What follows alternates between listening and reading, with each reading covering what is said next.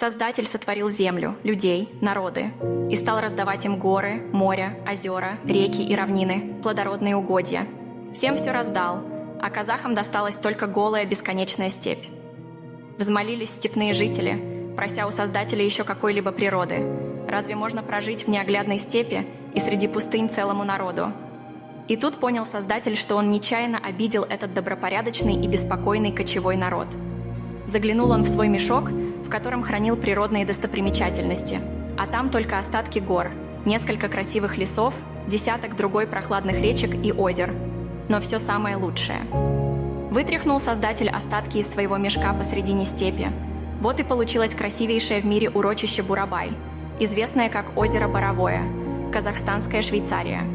Так, благодаря мольбам казахов и щедрости Создателя, среди бескрайних степей появилась настоящая жемчужина природы.